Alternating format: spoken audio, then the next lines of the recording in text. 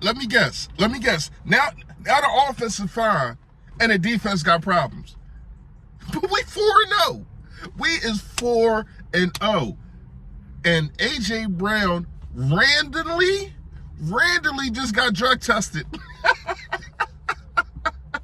I guess when you got over a damn near 300 yards in 2 weeks, they got to do something about this. This offense was flying, y'all. We gonna talk about it all. Yo, that it was a tough one. It was a rough one. But you see it. You see it. Jake Elliott, 54 yards. Let's go home, y'all. Make sure y'all get those DeAndre Swift. Get those DeAndre Swift shirts. Let's go home. Hey, the general here report for duty. Listen, if you have not done it, make sure you hit that sub button that's right there. There it go. Yes, and also, it has a bell next to it to let you know when I put up all this flavor notification gang. Yo, that. Listen, if you haven't done it, please make sure you hit the like button for your boy. However the algorithm works, more people get to see me, more people get to see the merch. And yes, y'all see it. The welcome home, Agent Zero, DeAndre Swift shirts. I mean, what are we doing here? What are we, like, he is the best running back in the NFC East. He damn sure the best running back for the Philadelphia Eagles. And I got some things to say about that, but we just going to get straight to it. So the Philadelphia Eagles win basically a shootout with the Washington Commanders. It's not what you wanted, but it is what you want when it says triple zeros. It is what you want then, and that is to have still a donut in a loser column and have another win. The Eagles are 4-0, y'all, 4-0, and I think it's it's only one other team, and that's the 49ers. It do look like we are on a collision course to go back to the NFC, this NFC championship, and we already know what happened last year, but it's a whole nother year. But we do got to talk about AJ Brown. Listen, I get it. Last year, he put up like 150 and 3 touchdowns against Pittsburgh, gets drug tested. This year, you got him going for one. It wasn't no drug test week 1 when he wasn't doing nothing. Now all of a sudden, he goes crazy. He goes crazy week 3, goes crazy week 4. And now it's a problem. No, Jalen Hurts and him, the connection is getting better and better every game. And I kept telling y'all that. Just wait. Hold on. Y'all wanted Jalen Hurts and the rest of the offense to come out like gangbusters. The receiving part of the offense to come out like gangbusters. I told you. Just hold off. Now, you got Devontae.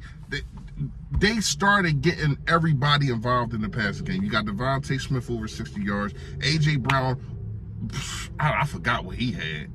I know it was over 150. I think he had like 175, or correct me if I'm wrong. But in the last 2 weeks, he got over 300 yards. Over 300 yards in the last 2 weeks. And this is after him. Allegedly, he said it wasn't about targets, yada, yada, yada, but it's crazy how his targets have been climbing, but the production has been climbing also. AJ Brown is a stud. He is a flat-out stud, the best wide receiver in the NFC East. He is, and he's definitely top 2, 3 when you want to look at the NFC, period. This dude is a problem, man. I mean, I would be snapping like that. I'm not getting the ball, and I know the talent that I got and the work that I put in on top of that. But they did get on the ball. I like what Jalen Hurts did, and this is the best offensive output that the Philadelphia Eagles have put out. But the defense, to me, definitely got started. I'm not gonna say Sam Howell out there looking like Tom Brady and Peyton. Man, he didn't look like that. But it was just some key plays that the Philadelphia Eagles was either getting penalties, and we got some penalties on offense too. But the Philadelphia Eagles was either getting penalties, or the Philadelphia Eagles defense, they was making crazy mistakes. And the zone coverage. I'm sorry, when you got too many makeshift players, I don't think you should be playing as much zone. Sean decide we got to sit down and talk. Because I don't think you should be playing too much zone. But they made the big plays when the plays needed to be made. Defensive line showed up. Hassan Reddick with a sack. Swift with a sack. Milton Williams. I mean, they was literally making sure that Jalen Carter and Jordan Davis was not getting off. But they did start to get their footing at the end of the game. You know what I mean? I thought the first half, I think you ball that up. If I'm in the locker room, you ball that whole game plan up, you throw that away. On really kind of on both sides, except for the first drive. Some decisions I didn't like. I didn't like the decision to go when it's 11, a 3rd and 11. I didn't like the run with Kenneth Gainwell. I don't got no problem with the run. I know last week on 3rd and 8, you got that. You done had that play and then score your touchdown, but you got to have your best guy there. And I'm not saying that because I'm wearing a shirt. I'm not. I'm saying he's the best running back on the team. You put your best running back there. And who knows, maybe if they see Swift there, then the defense changes, and then Jalen Hurts can counter.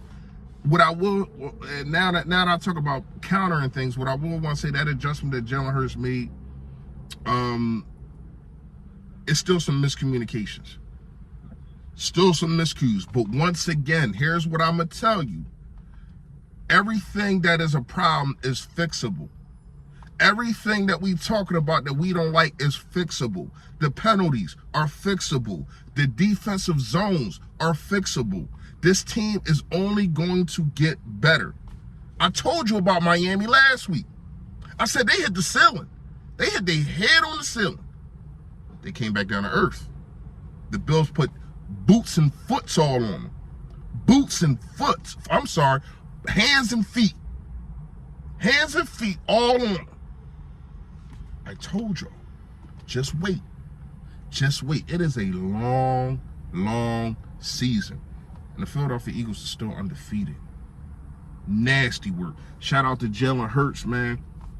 Put on a crazy, they had put on, I think he was 0-5 with leading at halftime at home. I mean, with not leading at halftime at home. I didn't know that. That was a crazy stat. But he got that win. He got that W. I know a lot of people going to say, you shouldn't have threw that ball, and you should have took time off the clock. This is what we do. I think Nick Sirianni and they wanted to trust the defense.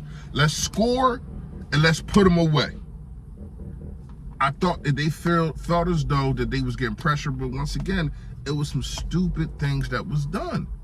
And I ain't gonna lie, man, like we're gonna really get more into this. I'm just making a quick video.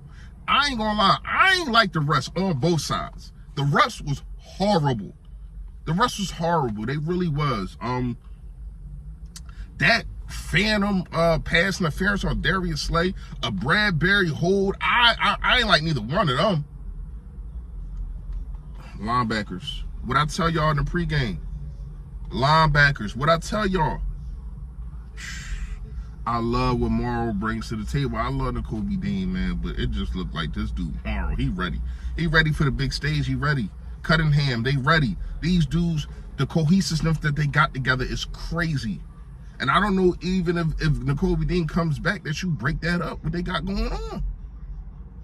I love what I'm seeing in the middle of the field. Everything, most of the big plays ain't been coming from the middle of the field. It's been coming on the outside. Reed Blankenship got burnt a couple times, you know what I mean? But we all know that he really that kind of guy that he gonna stick his nose in. He made some great plays today. All in all, the Philadelphia Eagles are 4-0. You really can dissect and you can nitpick or whatever the case may be. But a win is a win is a win is a win. Let me know what y'all think in the comments. Y'all already know. Stay Philly, stay fresh, y'all. Yo, that.